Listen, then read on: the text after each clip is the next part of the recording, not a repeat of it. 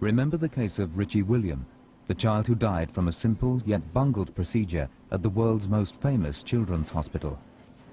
He was on the path to recovery. He was in remission, and so things were looking up. When Dr. John Lee injected 12-year-old Richie William with the poisonous vincristine, he was seen by most as being incompetent and culpable of manslaughter. Even expert witness Professor Alan Aitkenhead, asked to look at the case for the prosecution, had the same thought. On the basis of that first set of evidence which I saw, I felt that this series of errors and failures to check on the part of the anaesthetist did indicate that he had fallen seriously and significantly below the standard of care expected of him. But then, 6 weeks before the trial began, a package arrived. Instead of a half-inch bundle of documents, which I'd seen initially, I was sent a large cardboard box containing a lot of additional statements, a lot of additional evidence. For unknown reasons, the police had withheld this information. What emerged was a much more complex picture of small mistakes all the way down the line, leading slowly but directly to Richie's tragic death. When Richie arrived at Great Ormond Street in the early hours of July the 25th, 1997, doctors discovered that he had recently eaten a biscuit. This one digestive biscuit turned out to be the bizarre catalyst that defied the hospital's safety procedures and led to Richie's tragic death. Richie was terrified of needles, and spinal injections are painful, so Richie was always put to sleep before his treatment. But because Richie had eaten the biscuit, his treatment had to be delayed. It's very important before any general anaesthetic that patients are starved, because of the risk that if there's anything in the stomach, it can be vomited up while the patient is unconscious, and that can be very dangerous.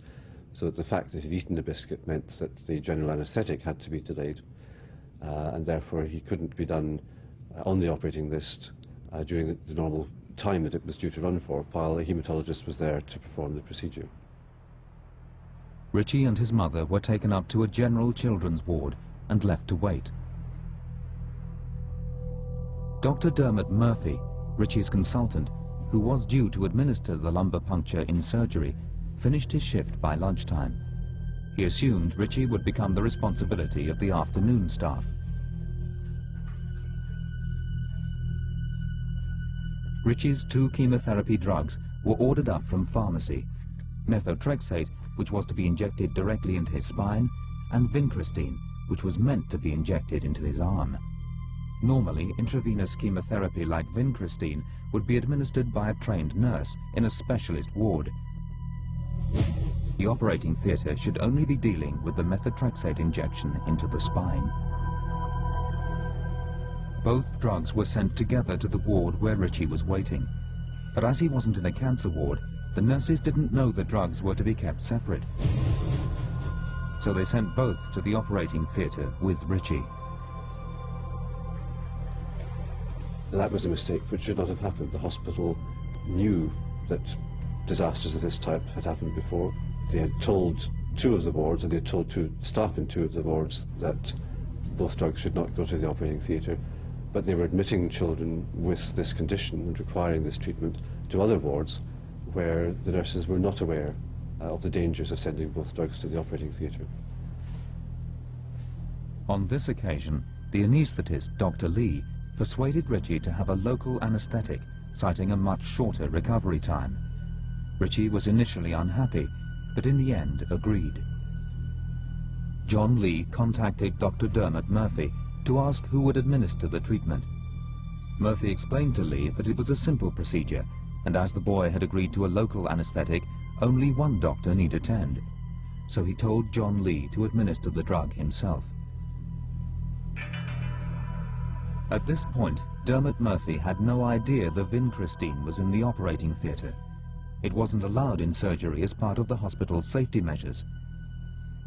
So when Murphy told John Lee to give the chemotherapy drugs pharmacy had sent down, he was assuming there was only one drug in the theatre.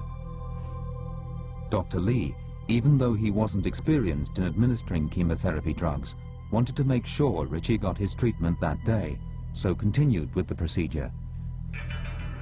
He had no idea he was killing the boy. Professor Alan Aitkenhead assessed all the new evidence and gave the courts his considered opinion. He did make a mistake, but in my view it was much less serious and significant. In other words, it was a mistake which, whereas previously I had thought no reasonable doctor could have made, or a series of mistakes which no reasonable doctor could have made, it was now, in my opinion, a mistake which many doctors could have made. Still a mistake, but not nearly as serious as had appeared initially.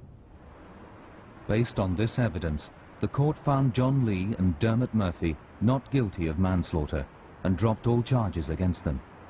The last 18 months have been very difficult for me and those close to me.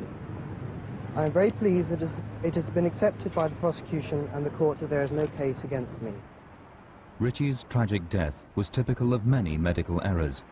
At first, it often seems that there's an easy villain to blame, an incompetent doctor or nurse. But as the facts emerge, we find a much more complex picture. In this case, the blame has to lie with the hospital itself.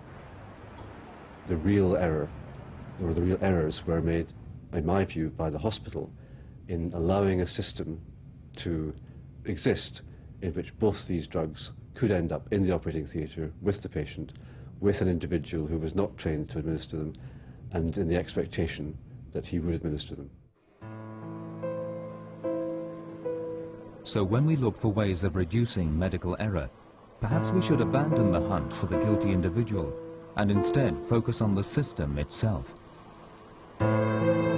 Next week, we explore why medical systems, not doctors, are killing us.